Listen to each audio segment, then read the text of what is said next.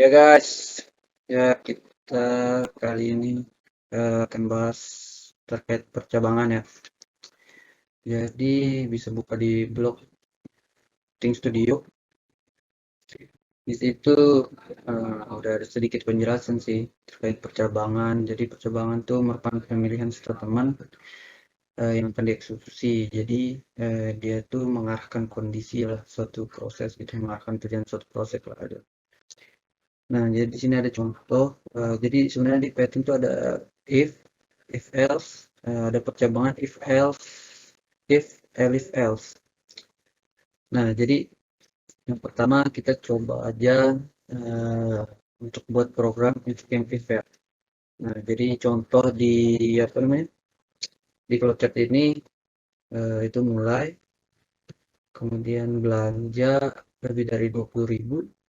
Nah, dia di sini percabangannya jika dia lebih dari 20.000 dia akan mendapatkan diskon. Nah, kalau enggak, ya dia nggak akan dapat diskon, jadi langsung ke closing gini. Nah, kita coba buat, tapi pakai yang if aja. Jadi nggak usah pakai else-nya dulu. Kita buat pakai yang if.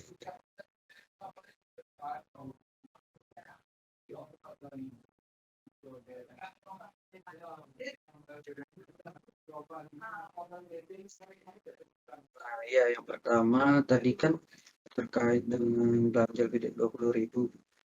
Nah, kita coba buat variabel di sini namanya total belanja. Kalian bisa buat apa aja nama variabelnya. Nah, nanti di dalam variabel ini kita akan kayak ngebuat biar kita bisa nginput sesuatu gitu. Jadi kita buat kayak input total belanja. Jadi kita bisa buat total belanja, kemudian kita pakai integer karena kita akan masukin kayak ya data integer gitu.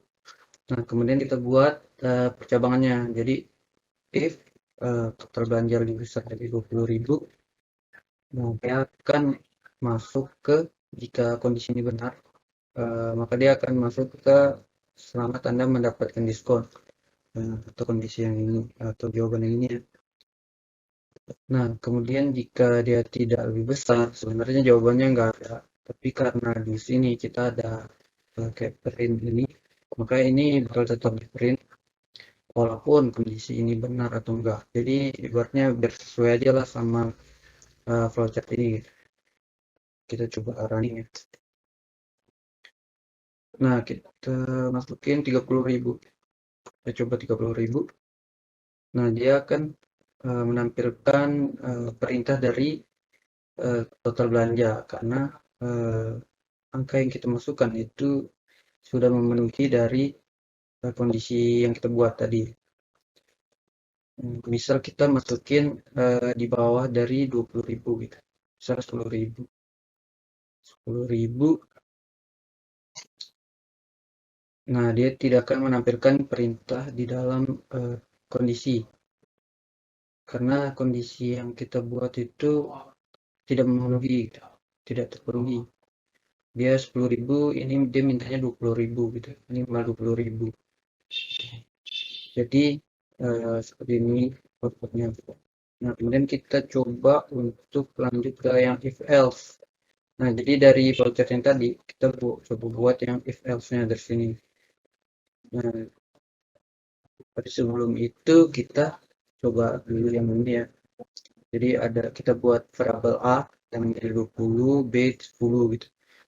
Nah, jika A lebih besar B, maka nanti akan dijalankan perintah ini gitu jika sesuai. Sebenarnya sama kayak yang di atas, cuma ini lebih simpel lah. Nah, jika A20 B10, ini kita coba jelaskan. A lebih besar dari B karena dia sesuai gitu ya. Karena dia sesuai antara kondisi ini sesuai gitu. A lebih besar dari B20, lebih besar dari 10 gitu.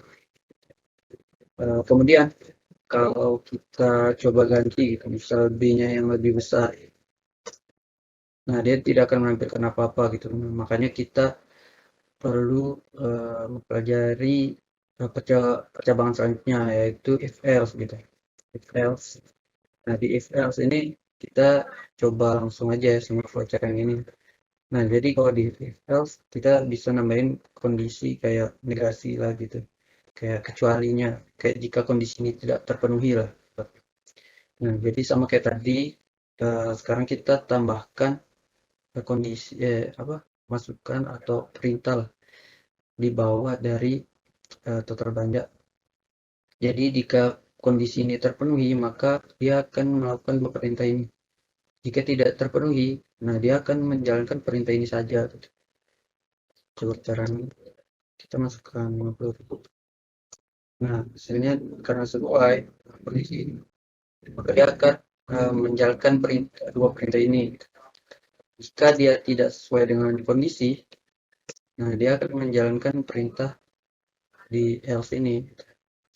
Nah, selanjutnya kita coba di contoh selanjutnya, itu nilai A 200, B 33, C 100 gitu. Kemudian eh, kita buat kondisi jika A lebih besar B dan C lebih besar A, maka dia akan menjalankan perintah kondisi benar ini. Jika tidak sesuai, dia akan menjalankan kondisi salah. Kita coba run dulu yang ini ya. Nah, ketika kita running, ternyata dia sesuai. Dia sesuai gitu. Karena 400 lebih besar dari 200. Nah, kemudian kita coba ganti ya. Jadi 200. 200. Nah, kondisi salah karena C tidak lebih besar dari 200 200 gitu, karena mereka sama gitu. Makanya dia tidak tidak benar gitu. Atau kondisi yang pertama ini tidak mengikuti kondisi yang kita buat gitu. Kemudian selanjutnya ada contoh lagi, ini X sama dengan 9. X sama dengan 9, ada kondisi di bawahnya, if X lebih besar dari 10, atau ini lebih dari 10. Nah, terus ada if di dalam if nih. If jika X lebih besar 20, maka dia bilang lebih dari 20. Kemudian else-nya, jika dia menolak kondisi ini, maka dia akan print tidak lebih dari 20 gitu. Nah, jika kondisi yang pertama ini ditolak, yang if yang lebih besar dari 10, maka dia akan print tidak lebih besar dari 10 gitu. Nah, jawabannya tidak lebih besar dari 10 karena kondisi 9 ini tidak sesuai dengan kondisi yang pertama, lebih besar dari 10 gitu. Bisa kita ganti, kita taruh 11. Nah, dia akan masuk ke sini karena dia lebih besar dari 10, maka dia akan menjalankan perintah lebih besar dari 10. Kemudian dicek lagi apakah dia lebih besar dari 20. Ternyata enggak kan, berarti dia akan print yang ini, yang di kondisi yang menolak kondisi kedua gitu, tidak lebih besar dari 20. Nah, selanjutnya setelah if else, kita punya satu lagi cabangan, yaitu if elif else. If elif else. Nah, jadi di sini kita coba buat sesuai flowchart ini ya. Di sini skor lebih besar 90, dapat nilai A. Kalau 80 B, 70 C, 60 D gitu. Nah, sampai F. Nah, kita coba buat di programnya. Nah, ini skor.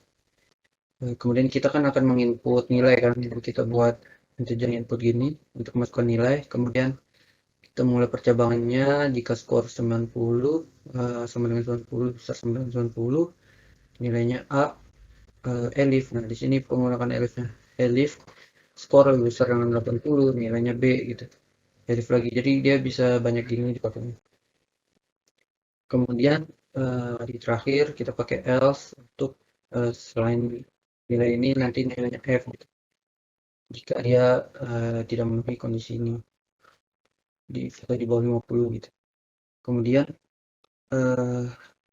print nilai, jadi dia nilainya berapa gitu. Nah, kita coba langsung aja programnya. Misal nilainya 60. Nah, dia bakal dapat D karena jika skor 60, maka dia bakal dapat D gitu nilainya. Kita coba install gitu.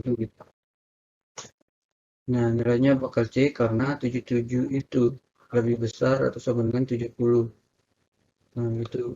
Nah, misal nilainya 2.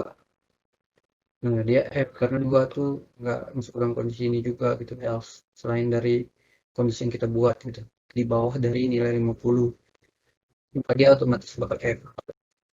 Nah, seperti itu sih. Mungkin sekian untuk tutorial kali ini terkait percabangan. Kalau ada yang belum dimengerti bisa komen ya. Jangan lupa like, subscribe juga. Terima kasih.